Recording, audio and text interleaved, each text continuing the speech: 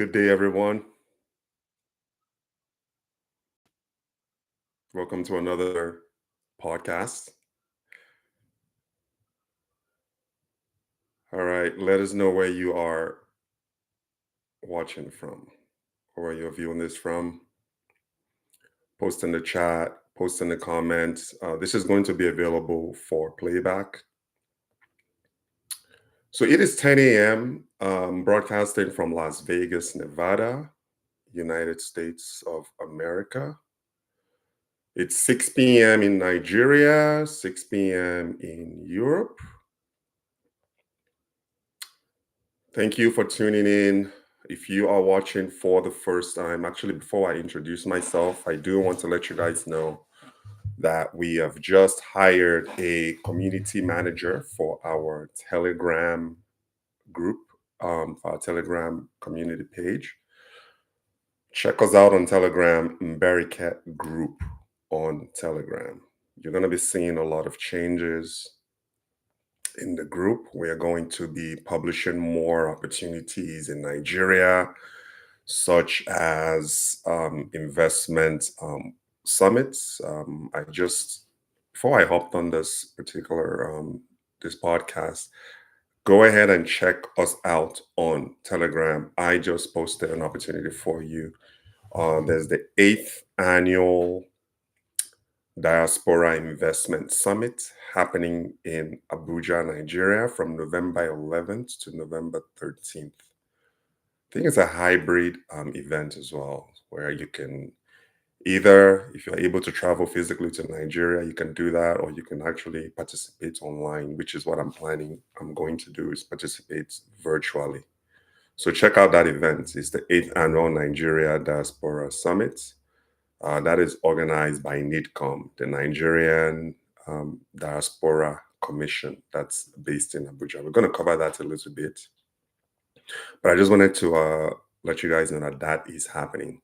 So before I get into that, my name is Richard Barricat. For those who are watching for the first time, I'm the founder of Barricat Ventures. You can check us out at barricat.com.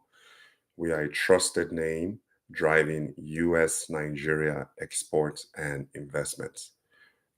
We specialize primarily in the US Nigeria markets, but people are able to access us, engage us, reach out to us from all over the world.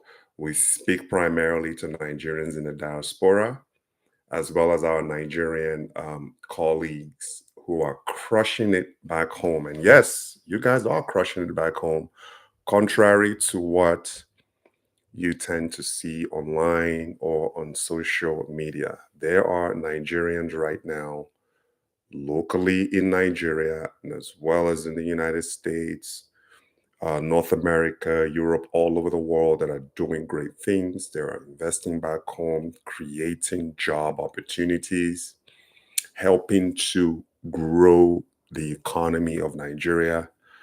So I just want to say kudos to all those who are actually out there executing their ideas, executing their businesses, executing their investments. A colleague of mine right now, I'm so proud of, he's based out of Texas. He lives in Texas, but he works in Virginia. He is currently building an 18-unit apartment complex in rural Akwa Ibom State, very, very close to the Akwa Ibom University. The corridor that is in is a corridor that links to Ikorabasi, to Ikit, and also to Uyo. So he's sitting in a very nice corridor, building an 18-unit apartment complex that I have advised him to actually start looking at corporate tenants for that particular property. He was initially building it to rent out to students, which I strongly advised him against that, and I wanted him to focus more on corporate clients.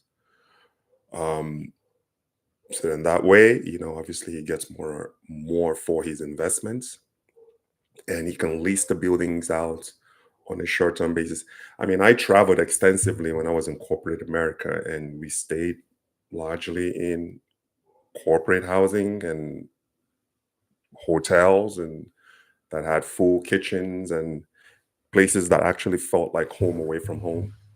And the company that I worked for at the time would actually pay, I mean, they paid out what, 3 months in advance, and we had a corporate credit card, and we would go in, we stay 6 months at a time, 3 months at a time. We'll just swipe the corporate card and go about our business. So the corporate asset is really where it's at. If you are planning on building investment assets in Nigeria, look into building properties tailored to corporate clients, tailored to business travelers.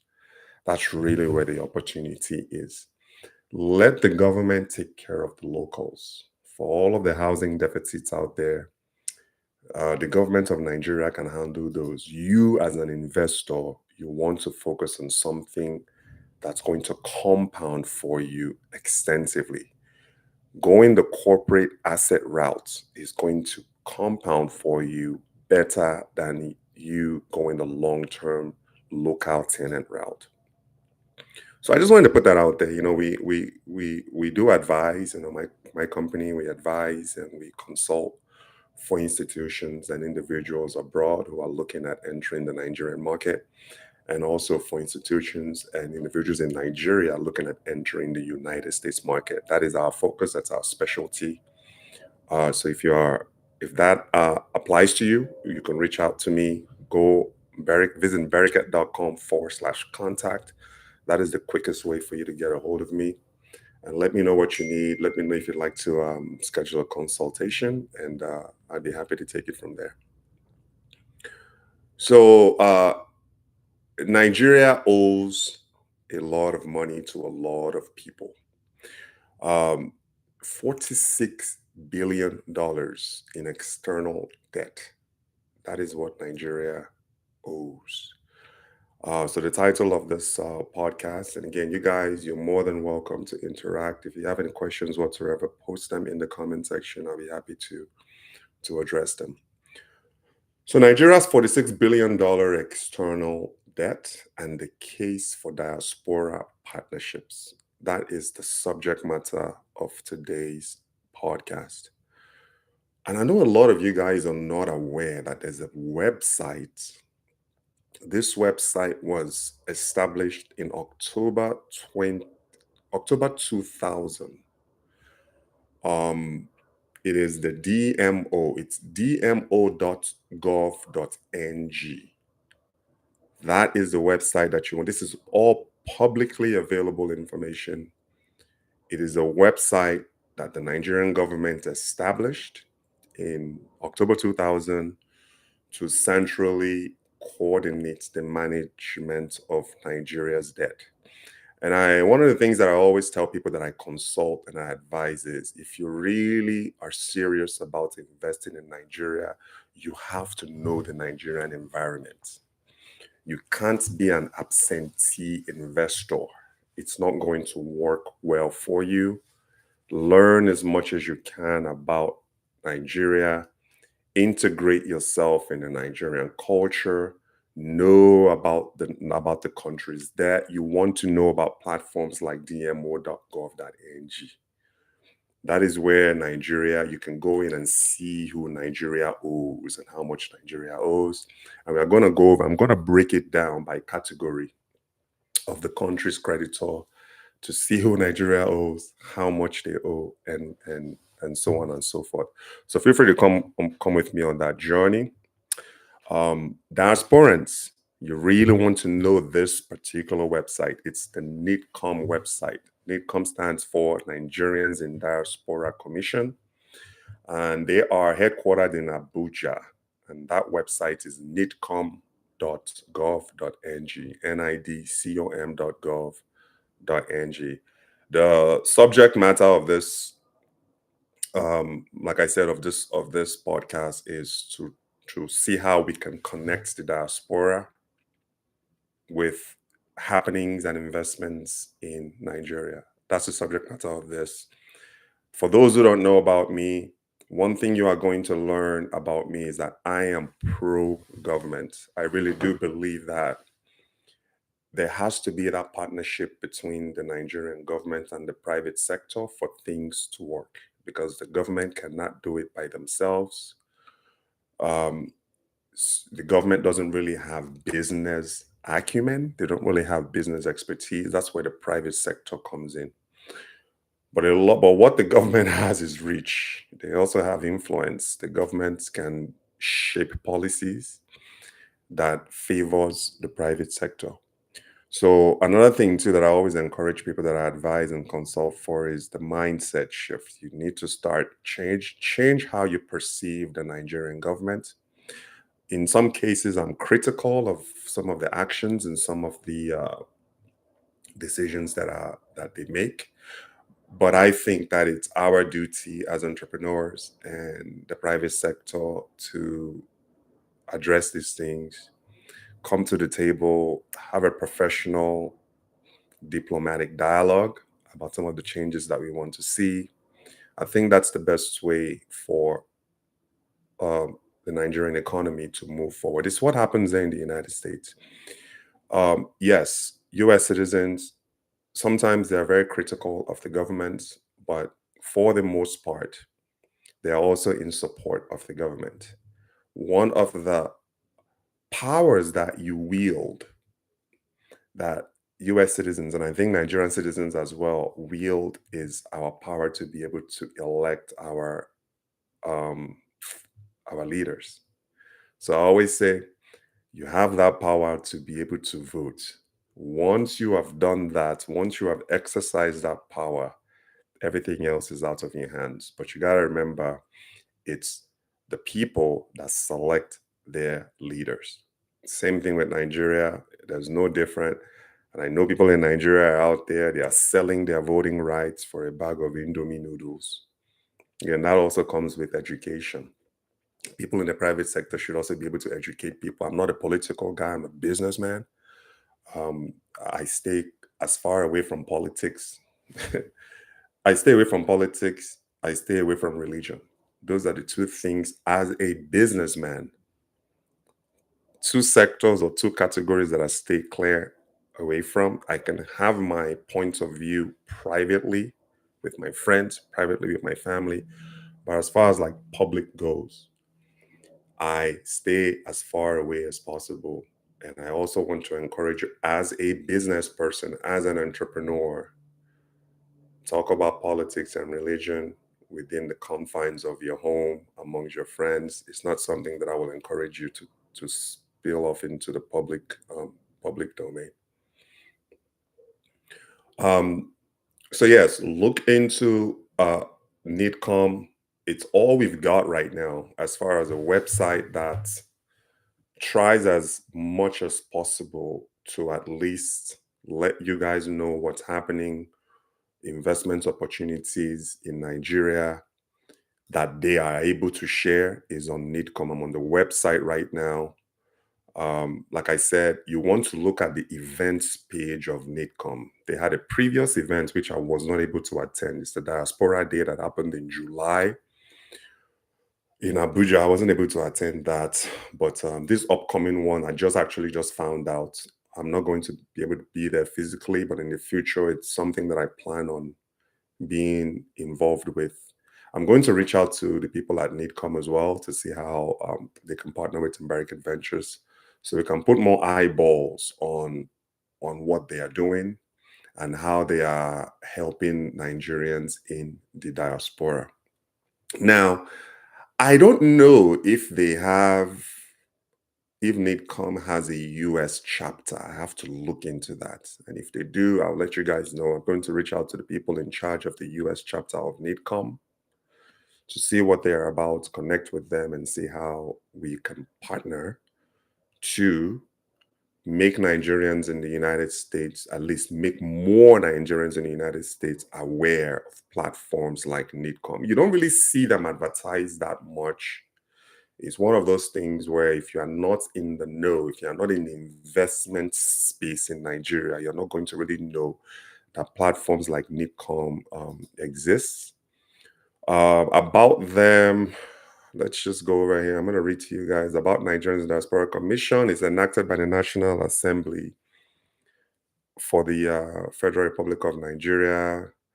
So the NDC provides the engagement of Nigerians in diaspora in the policies, projects, and participation in the development of Nigeria and the purpose of utilizing the human capital and material resources of Nigerians in diaspora towards the overall social, economic, cultural, and political development of Nigeria and for related matters. Just at a glance, the website looks pretty good. I'm going to look at some of their leaders here, and you guys can follow along. nidcom.com forward nidcom.gov.ng. So, who runs NIDCOM? Honorable Dr. Abike Dabiri Erewa. A woman. She is the chairman of NIDCOM. She runs it alongside others, like there's a secretary to the commission, Engineer Sule Yakubu Basi. There's the director of accounts and finance, Mr. Itu Obukowo. You also have the head of media and public relations. This is someone I need to contact. Abdul Rahman Adekunle Balogun. You have, there are some others as well. Who else sticks out here? Okay, so they seem to have, based on their presentation here, a very solid team. As far as like the upcoming events that they have, which I just told you guys about, the Nigerian Diaspora Investment Summit, let's look at that quickly and see who's participating in that. I know the special guest of honor is the president of Nigeria. I know he's going to be there because he's really out there pushing hard, doing the best that he can to get Nigerians in the diaspora involved. So special guests is obviously the president. Then you have the host, Erewa, and who do I recognize here? I don't recognize anybody here. Okay, so go to so the summit features and attractions. They have a pitching session for those of you who want to pitch your business. You want to pitch your ideas. They have the pitching session there. There's the exhibition opportunity for those in that export ready space that we are in. A great place to go and exhibit would be the summit. There's sponsorship opportunities as well. It's already late into it. This is something that I would definitely have loved to sponsor, but it's too late to get involved in that right now. I'm recording this on October 23rd, 2025. This summit is 2 to 3 weeks away. Plus, we are getting ready for the holidays. There's a lot going on, especially with like Q4 sales. We are deep into exports and imports out of Nigeria into the United States. So we're prepping for our Q4. So it's a very, very busy, like October to the end of this year is going to be extremely busy for us at American Ventures. And then early next year, early 2026, I'm going to be physically in Nigeria. So we have a lot going on. Unfortunately, I will not be able to become a part of this particular event other than just attending virtually. But you guys get in on this. It says here too, you can register as an investor, you can become a general participant. Make sure, visit that website, check out their event page and see how you can fit in. You got to be open-minded, guys. I tell people all the time, people that I advise, change how you see Nigeria and it will change your life. If you are always negative about Nigeria, your behavior and your attitude is going to be negative. But if you look at Nigeria with a different lens, I mean, we've been actively investing and doing business between Nigeria and the US now for 5 years, since 2000. And I'm telling you guys, Nigeria has changed our life. It's changed my family's life.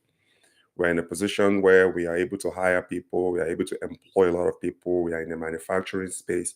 We are in the export space. Every activity, every move that we make in Nigeria benefits Nigerians, either through job creation, working with service providers, logistics space. So American Ventures contributes a whole lot financially into the Nigerian economy. And that is why we're able to repeat the process, because it's working. Yes, there are challenges along the way. I'm not going to lie about that. Nigeria is not a, it can be very, very challenging and rough in some cases to do business in Nigeria. But then what is the alternative?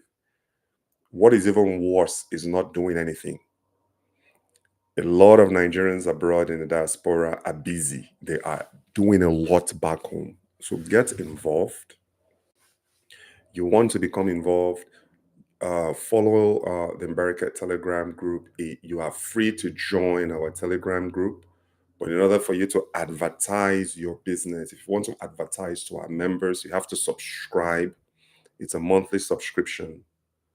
Someone just asked me, how much is your mixer to hire for a day? So that's another thing too. We are in the equipment leasing space in Nigeria. In Uyo, we lease construction compactors. We also lease cement mixers, and we lease block making machine. These are all investments that Nigerians in the diaspora can get into. I'm doing all of this remotely. Yes, I have a team in Uyo, Akwa Ibom State, that handles all of our stuff.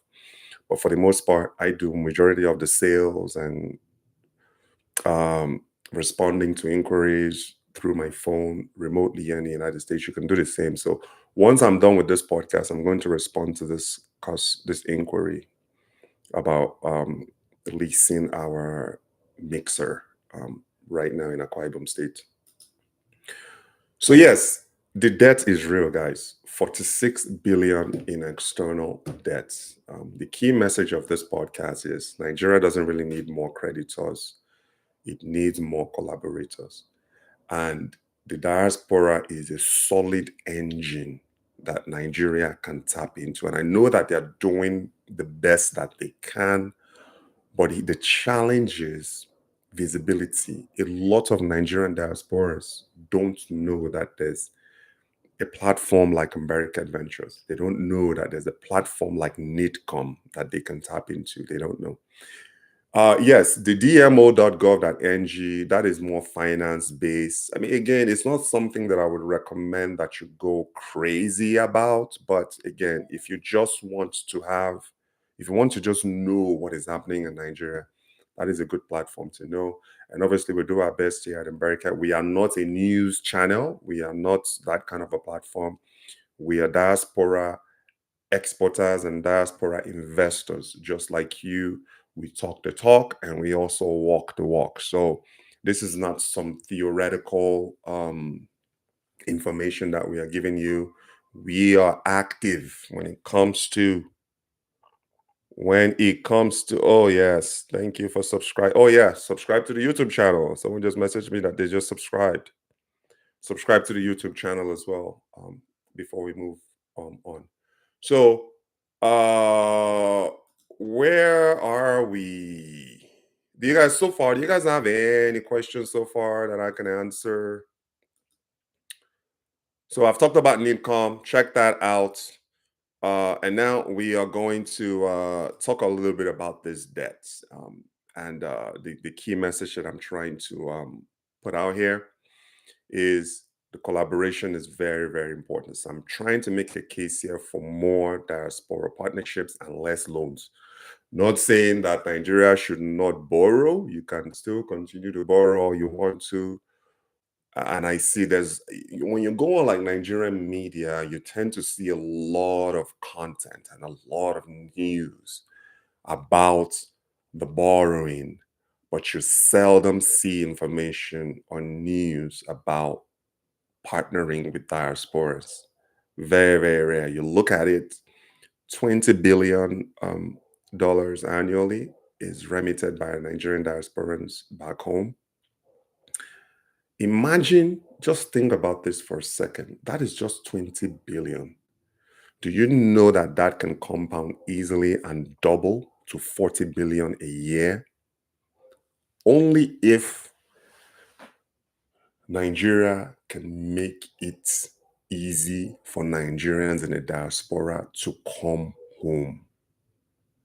And a lot of when you look at, like, I've queried and I've surveyed and I've spoken to quite a bit about people here in the United States, the major challenge they always say is insecurity. They don't feel safe. They don't feel comfortable going back home. Based on what they are seeing online, it appears like every mile there's 50 people getting kidnapped. That is the narrative that's happening right now. So, despite all of this, $20 billion is still remitted to Nigeria every single year by Nigerians in the diaspora. And a lot of that, the majority of that goes to is used for non-investment purposes, meaning is wasted. So you can imagine if you create an environment for diasporans to come in and act, and we're going to get into that, and actually invest a large portion of that remittances as opposed to them just giving it away. And obviously tourism is affected if they cannot come to Nigeria to invest. Hotels are going to lose business. On the flip side, if more Nigerians in the diaspora are able to come to the country, there's going to be a need for more world-class hotels. There's going to be a need for technology. There's going to be a need for infrastructure. There's going to be a need for there's going to be a need for housing, whether it's corporate housing tailored to business travelers. There's going to be a need for that. So you can imagine how easily that $20 billion a year can compound to 40 billion, which can actually help reduce the need for these external loans. And we're going to get into that. But let me go ahead and cover some of Nigeria's creditors, so you guys can have an idea. They don't tell you guys this news in normal Nigerian media. You have to actually go online, common platforms like America Ventures to see what is really happening. So, as of October 23rd, 2025, Nigeria right now is $47 billion in debt. And that is according to the DMO, the Debt Management Office.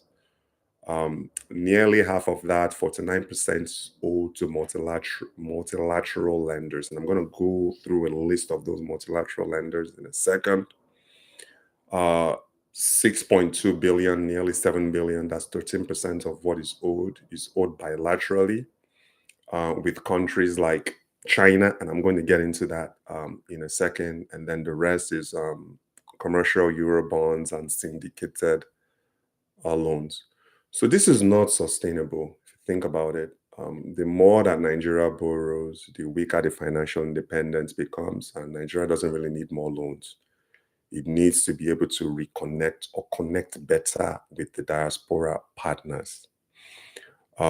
We have the know-how, the business know-how. We have the resources. I'm not saying that Nigerians back home don't. I mean, there are some highly intelligent operators in the country. You don't have to be abroad to be able to make a dent. You don't have to be abroad to make a difference. You can be local there in Nigeria and still impact just as much as those in the diaspora, if not better. It's even better, sir, because you're on ground there. You get things in real life, whereas with us, it's a little bit delayed, even though social media is closing the gap. And for someone like me, where I'm very rooted in Nigeria, I have my ears on the concrete of what's happening in the country. I tend to get most of my information as if I am locally based there in Nigeria. But for others, because I do this full time, for others, their time might be split between their normal jobs and investment in Nigeria. So they may have a little bit of a delayed information in obtaining information and resources. Okay, so let's look at this external debt crisis. It's a problem. I mean, $47 billion owed. So this is the list of the creditors that Nigeria owes. So multilaterally, $24 billion. That is nearly 50% of the total debt is owed to institutions led by the World Bank Group and the African Development Bank Group. Just recently, World Bank said that And Nigerian government, obviously, they disputed this. World Bank said that 60% of Nigerians live on less than $2 a day. So 60% out of the current 230 million Nigerians, 140 million Nigerians live in poverty. That is less than $2 a day. Um, the Nigerian government obviously rejects this. They said that is not true. But I'm I tend to kind of I'm lean again. You can form your own conclusions, but me personally, I believe the World Bank. Why do I believe the World Bank? Because Nigeria owes the World Bank $24 billion. So who is in the position to actually know the current economic and financial state of the World Bank? Is the creditors. So if they are saying that 60% of Nigerians are living on less than $2 a day, and Nigeria disagrees, I'm going to tend to believe the World Bank. And I do believe them in this case that a lot of Nigerians are living in poverty, less than $2 a day, 140 million people living on less than $2 a day is not really sustainable. And I'm going to go into why it's not really sustainable here in a second. So you think about it, $24 billion owed multilaterally, and then bilaterally, you have nearly 7 billion. That's 13% owed to China. These are mainly Chinese loans.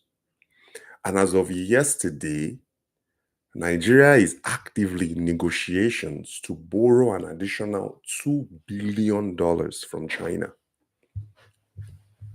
which is going to lift that loan to nearly $8 billion that Nigeria is in the hole. What are we using this money for? A lot of the loans that Nigeria is in debt for right now is used to develop basic infrastructures like road constructions. You don't borrow in the United States government doesn't borrow money to develop roads and maintain roads. Taxpayers pay for the development of road constructions and maintenance of roads. So the Nigerian system, in the American system, you have federal taxes, you have state taxes, depending on the state you live in, and then you also have county sales tax. And I'm going to break that down of how it works here in the US. So if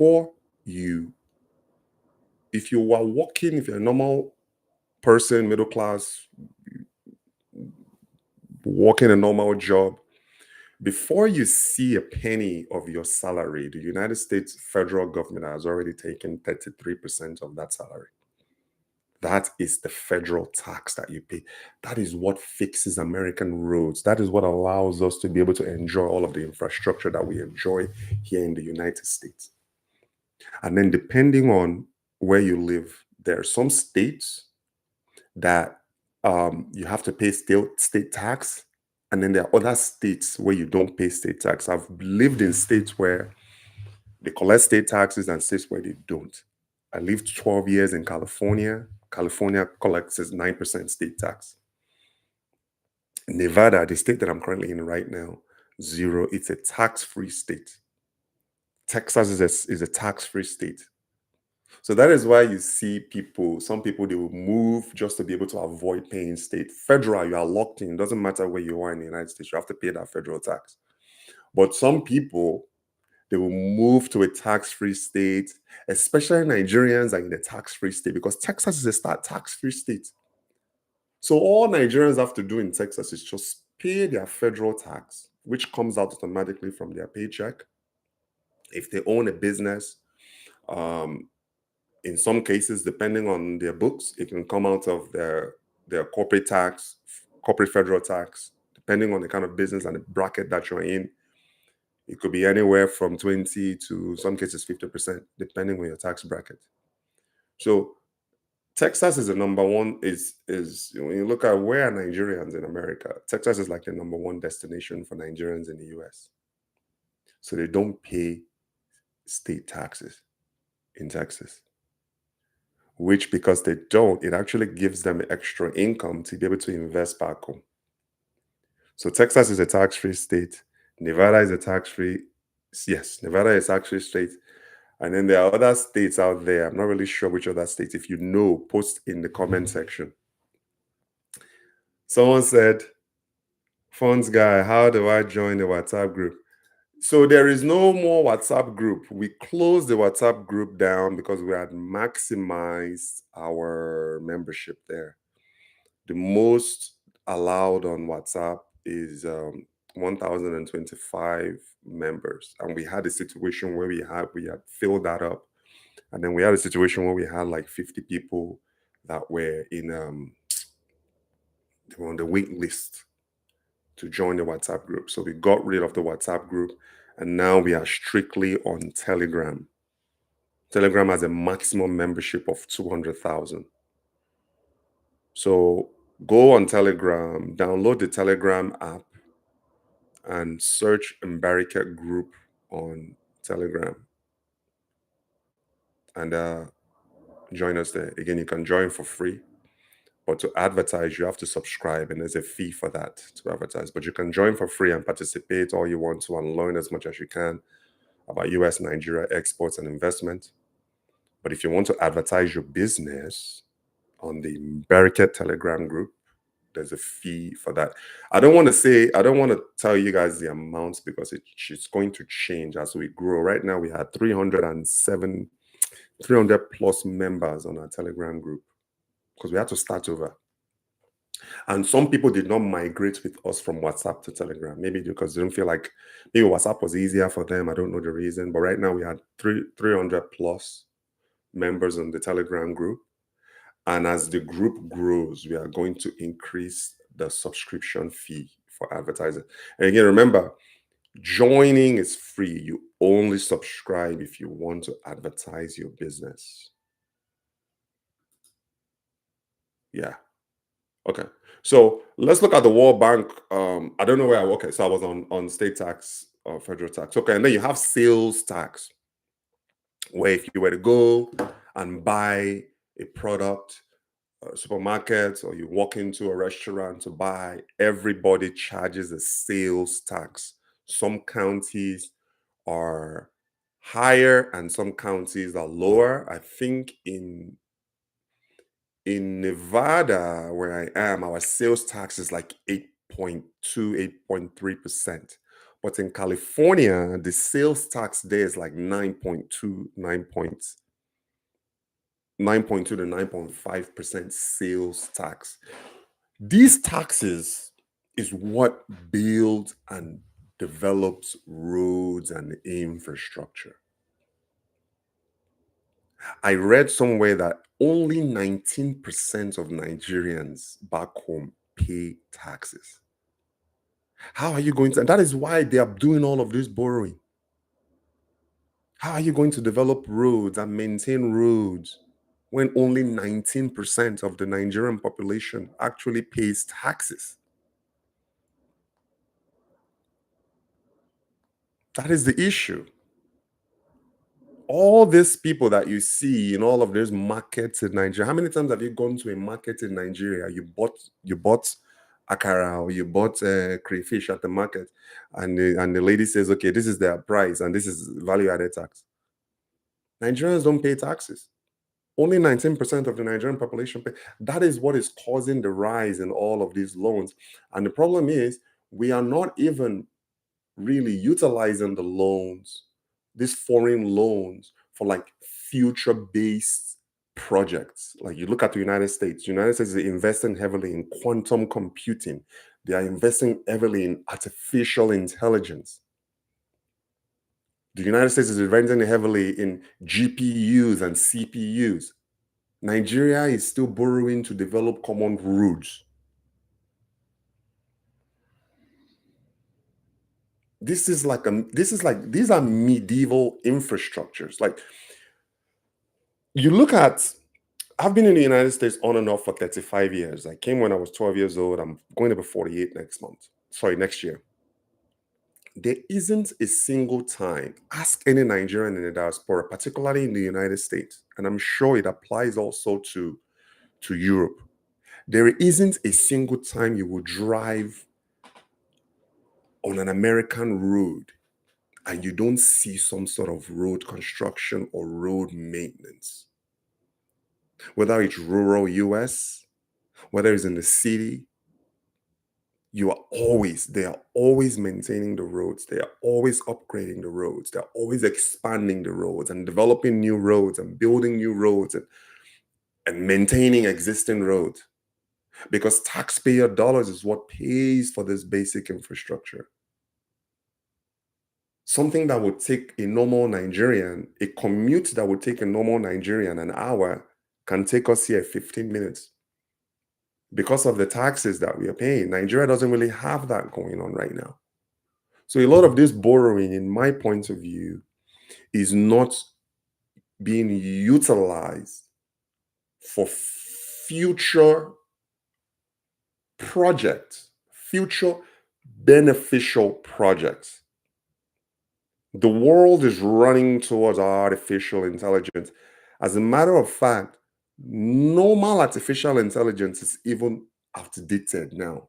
Now everybody is facing super artificial intelligence. That is where it's going. We are still doing roads.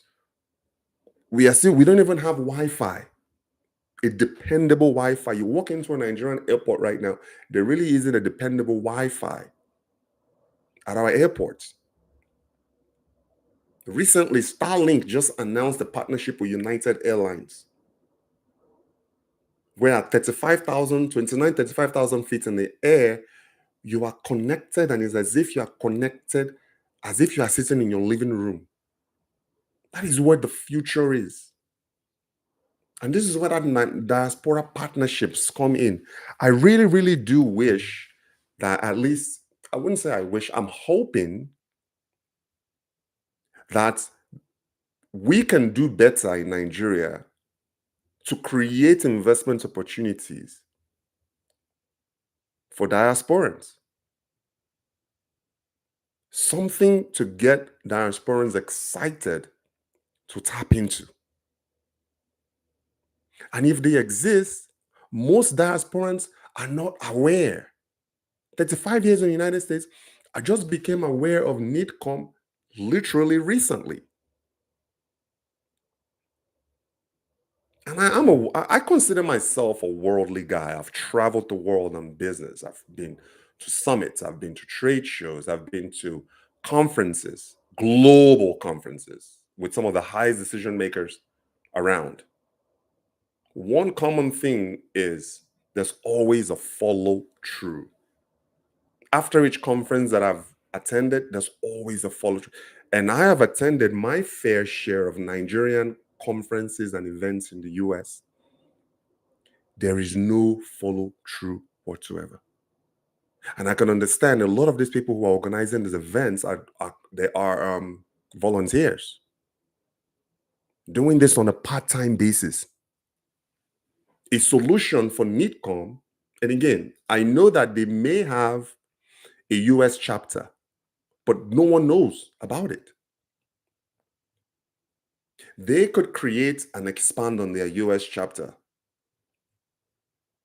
By expansion, I mean Northwest, Southeast, North chapter, South chapter, East chapter, West chapter of NIDCOM with a full-time employee there. So in that way, someone like me in the Western part of the United States can be plugged into the Western chapter of organizations and commissions like NIDCOM. And we can tap into what is happening in Nigeria because that person or that particular chapter is the bridge between diasporans and investment and project opportunities in Nigeria.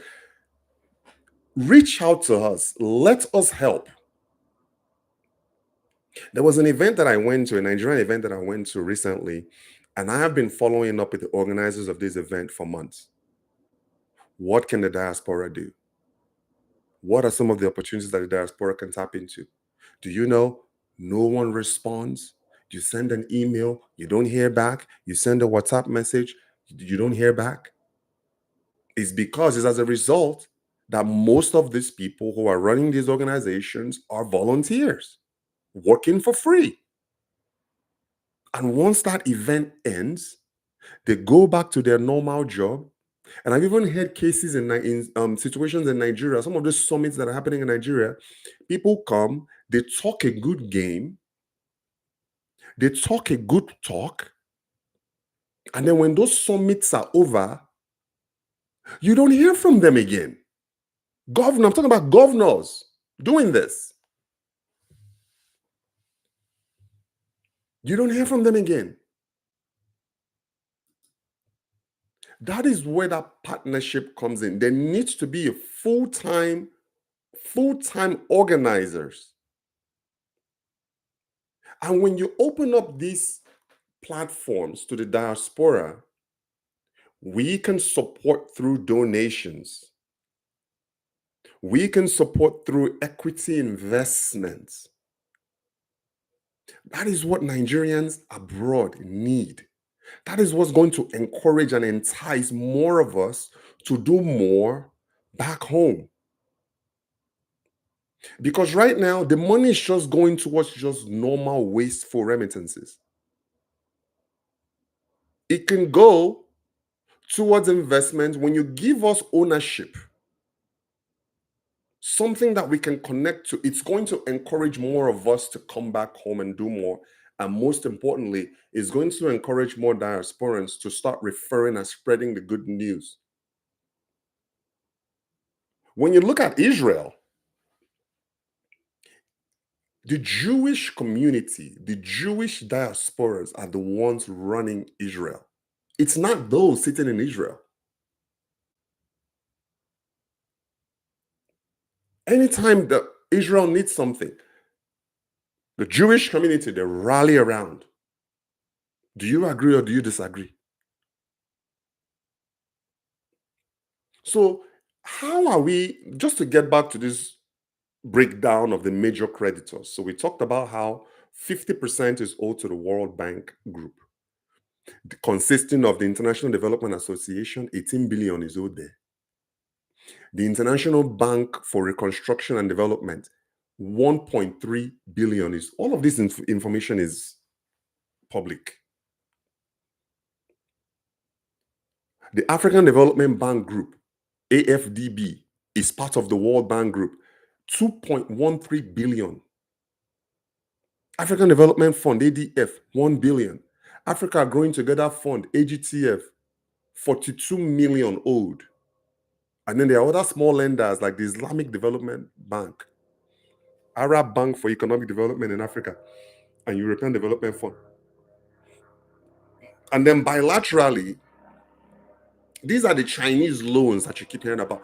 Nigeria owes China currently $5.6 billion with a B, with an ongoing negotiation for another 2 billion. To do what?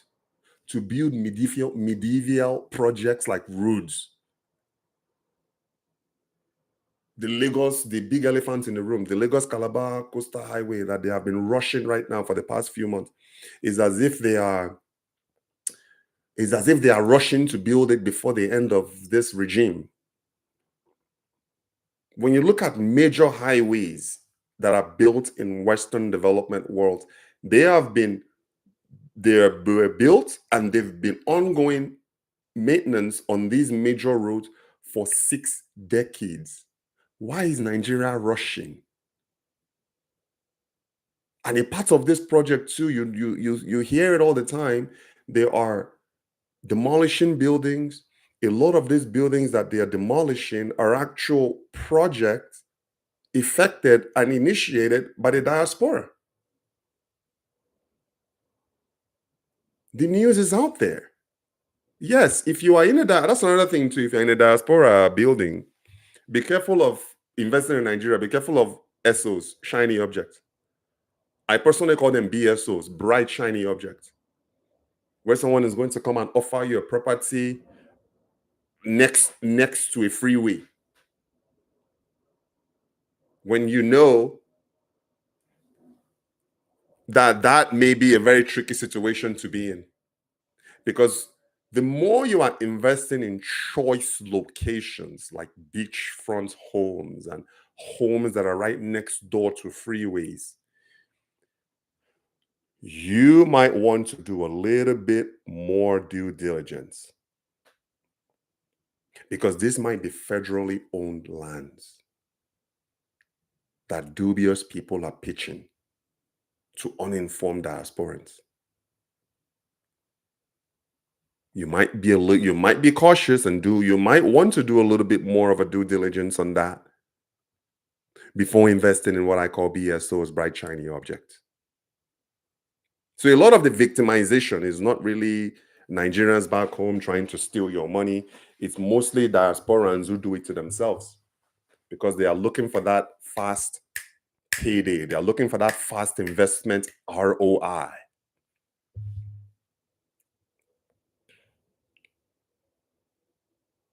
Okay.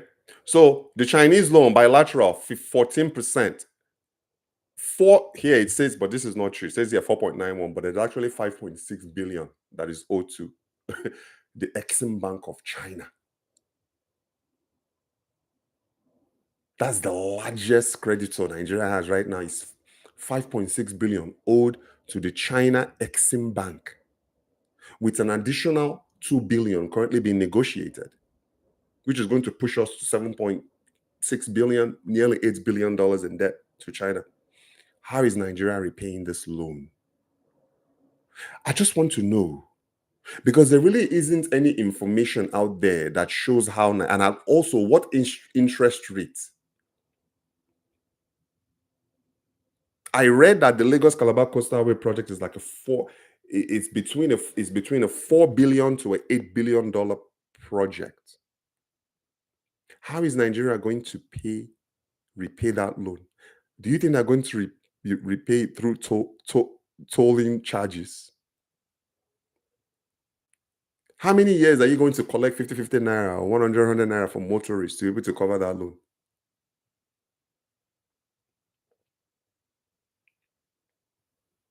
Do you know how, or at least what I think is happening is in exchange, because you can't just loan somebody money without collateral. So that collateral are rare Nigerian mineral resources. That is the only collateral Nigeria has. What other collateral does Nigeria have for a $6 billion loan? Is the mineral resources. You go to Akwa Ibom State right now, Calabar, all of the quarries, the granite quarries, chippings that you need to build homes and roads, they are all owned and operated by China. Factories are moving into Nigeria, Chinese factories. Again, nothing against China, guys. I am currently doing business in China as I'm speaking to you.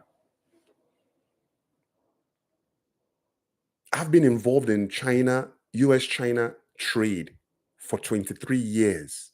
Yes, the last 5 years has been primarily US-Nigeria, but I am still involved one way or another with China. Great people, honorable people.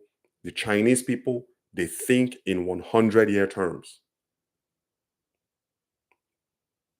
That is how they think. They make deals in 100-year terms. The deals that I made today between China and Nigeria probably won't be the benefit.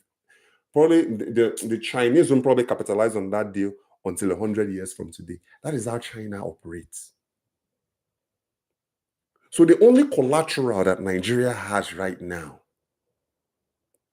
are the rare mineral resources. You see, people are complaining all the time that Africa is for sale. We are just giving up mineral resources as if we are giving up Bolly on the streets. And we are talking about federal loans. We're not even talking about states are even doing their own.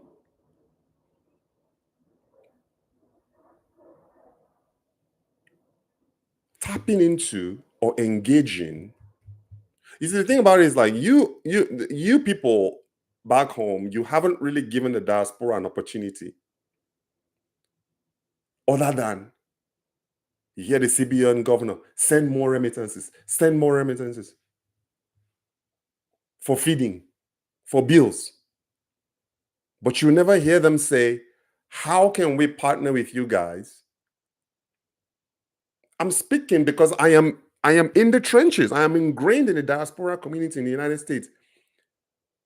We don't know what exists in Nigeria that we can invest in.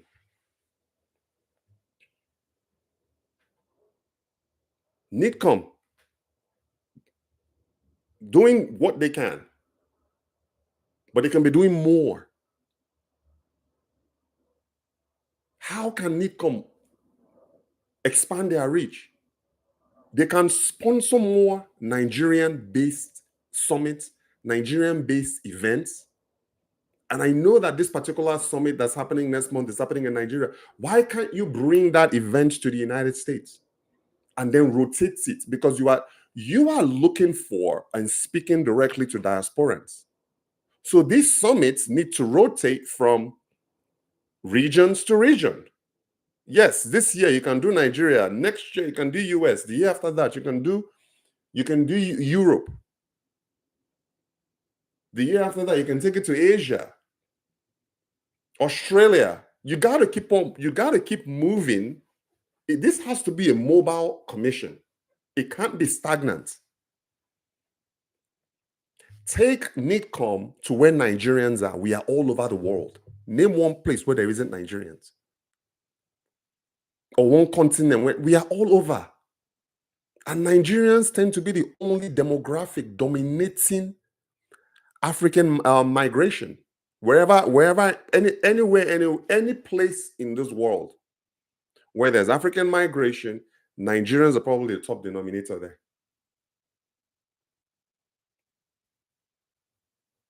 So we have nearly 8 billion. Well, that is if the 2 billion that they're negotiating now, which you know is going to happen, owed to China Exim Bank.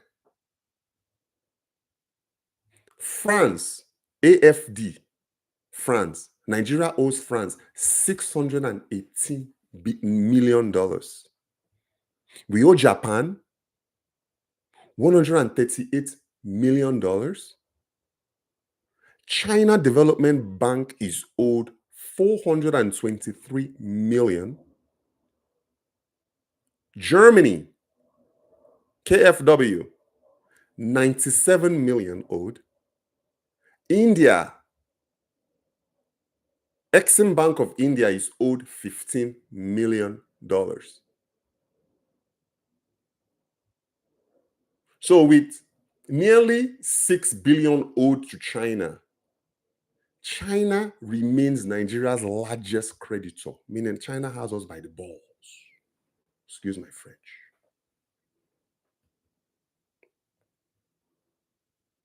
China has Nigeria by the balls. Love the China. I mean, listen, at the end of the day, the Chinese know business. They know business. They know an opportunity when they see one. And Nigeria is a breeding ground for Chinese opportunities right now. Let me tell you, the Chinese workforce is aging.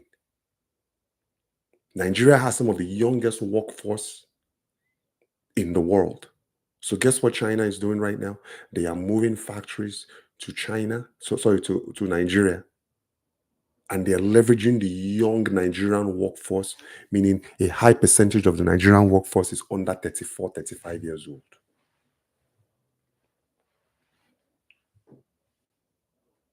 Are Nigerians, is the Nigerian government tapping Nigerians in the diaspora to come and open factories?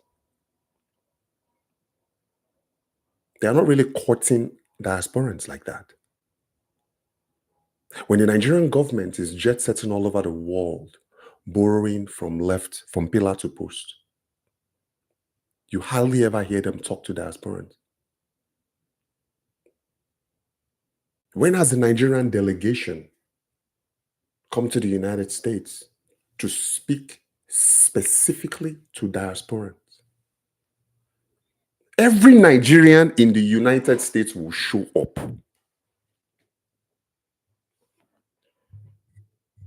Every Nigerian, I say, because guess what? I attend these events. They are starving. Nigerians and diaspora, they are starving for things to invest in back home. But there really isn't a centralized place that they can go to get information on what is hot, on what is not. There really isn't.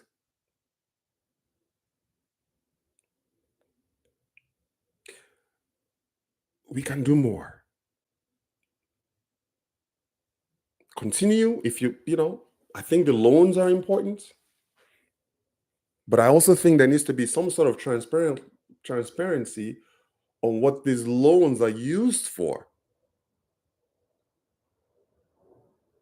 And there needs to be more transparency about real legitimate investment opportunities for Nigerians and where Nigerians in the diaspora can go to learn more about these opportunities. NIDCOM needs to advertise more. There are business outlets right now. Any entrepreneurial-minded Nigerian in diaspora taps into business outlets, CNBC, Wall Street Journal, Bloomberg. We are all tapped into these American platforms. They are all tapped into these outlets. Share more about what NIDCOM is doing. Invite Nigerians in the diaspora to come home. We need our own year of return. I'm not talking about what is that thing you guys do every Christmas? Dirty December. I'm not talking about crap. No one is interested in dirty December. Idiots do dirty December. Business-minded Nigerians don't care about that. Where is our own year of return when you bring Nigerians together, you put it out there, come home, this is what is happening, hold a conference in a centralized place like Lagos or Abuja, this is what is going on, this is where you guys can get involved in investments, these are the equity stakes, these are the opportunities. But we have a culture of dirty December.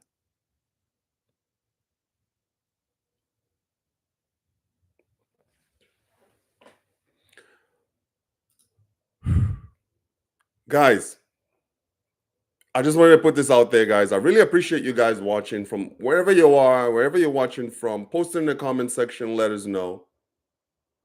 The diaspora has the power.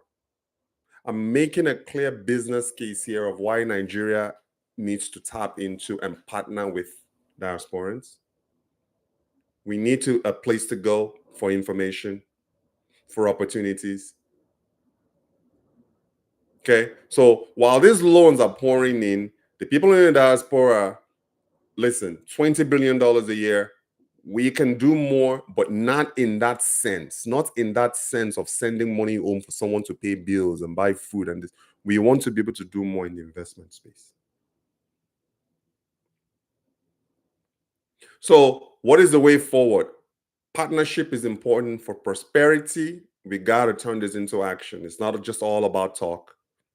So Nigerians abroad, there are investments for you back home. There's farming investments. There's co-ownership, co-investment opportunities for you abroad. If you are in the dark and you need more information about opportunities, investment opportunities in Nigeria, reach out directly to Mberiket Ventures. Go to mberiket.com. Visit our contact page, mberiket.com/contact, and reach out to me. If you want to book a one-on-one consultation with me, you can do that. I charge a reasonable fee.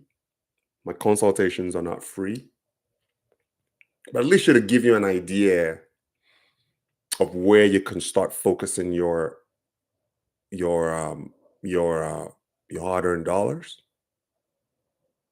It doesn't always have to be real assets. You can look into investing in stocks. I have people right now who are currently I'm actually one of those currently investing in Nigerian stocks right now. Can do that too. Okay. And if you are, real estate is always a top one to invest in if you're interested in that. And our market in Nigeria is actually in Akwa Ibom State. That is our primary market in Nigeria, which happens to be one of the number one hottest states right now in the country. It is safe. Akwa Ibom doesn't play around when it comes to insecurity. We don't play around. It's something that they take seriously. Do you know how when you keep a state clean and you keep a state safe, it attracts investors? Why do you think people are investing in Akwa Ibom right now? You can easily take a flight from Lagos to Akwa Ibom State on Ibom Air, one of the top airlines in Nigeria right now. You can stay at Ibom Icon Hotel and explore, spend a few days in Akwa Ibom State, explore. We have a very solid, robust public, public transportation system. You can take an Uber anywhere within Uyo. Just go and see what's happening in Akwa Ibom State. Go and check out. We have some of the best road networks in the country. And Mbarikat is proud to be a partner. Mbarikat is proud to have a presence in the state of Akwa Ibom. So if you're interested in investing in Akwa Ibom, reach out to me. Let us help you get started on real assets. Do you want land? Do you want hectares of land? Do you want a home? So when you come to Nigeria, you are not staying with your relatives and your friends. Those days are over. You don't go to Nigeria. You're a big boy. You don't go to Nigeria with your family to be staying with your brother and sister and your friends. My cousin leases an apartment in Lagos. She's in Jersey. She goes to Nigeria once, maybe every 2 or 3 years. But that apartment she leases stays unoccupied. Her family is in Ogba, is in Lagos. This apartment complex is in Ikeja. It stays unoccupied. Occasionally, every quarter, every 3 months, she will send someone to go and dust up the place and clean up the place. But that is her primary residence. So anytime she enters Nigeria, she goes straight from Muritala Mohammed Airport to her apartment. And if she wants to stay there for a few days and relax and unwind before going out to see family members, she can do that. That is the future of Nigeria. You control your environment first. You don't let your environment control you. If you're in the diaspora visiting home and you are staying with your family, there's a problem. They give you a room to stay. You've been abroad, you've worked your tail off, and then you go and you're staying in someone's room. You don't have to own property yet, but you can lease an affordable, international standard abode, residence. If you want, there are some buildings that will allow you to sublease your units for Airbnb. Do you know you can do that? I'm giving you guys investment ideas. Do you know you can do that? You can negotiate with the property owner. Listen, I'm in and out of the country. I probably come once every 2 years. When I'm not here, is it okay if I sublease my unit, even if you have to give them a portion of the of your revenue? Isn't that better than you going to Nigeria and staying with your family and friends? People come in and out. You don't know who's coming in and out. You don't feel comfortable. You don't feel safe. You can't bring in friends. You can't bring in anybody you want.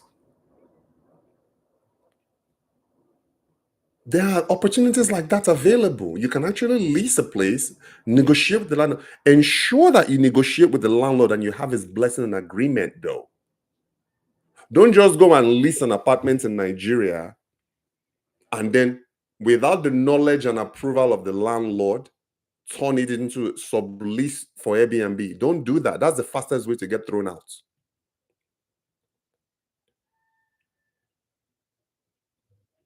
The opportunities like that, I can go on and on. But I'm going to wrap up. Diaspora, this is my message to you guys because you guys are my primary target audience, diasporans. I want to thank you guys wherever you're watching from. I know our market is specifically US, Nigeria, but some of you are watching this from Australia. I've gotten information, contacts from Ireland, even China. Just know that there are opportunities waiting for you back home. And if you need help in assessing these opportunities, or you just want someone to talk to who's been doing this for a while, feel free to book a consultation. You can go to America.com/consulting and let me know your availability, and I'll tell you my consulting fee, and we can have a conversation. Whatever projects that you're working on, you want me to look at it, you are in an export ready business, you want me to look at what you're doing, you can book a consulting session with me, and we'll work together with you. Okay, so that is it, guys. Like, share, and comment. If you are not yet a subscriber to our YouTube channel, subscribe to the Embericat YouTube channel. Visit our growing Telegram page. Visit Embericat group on Telegram. And I look forward to the next one. And all the best, guys. We will talk soon. My name is Richard Embericat. Have a wonderful, wonderful day.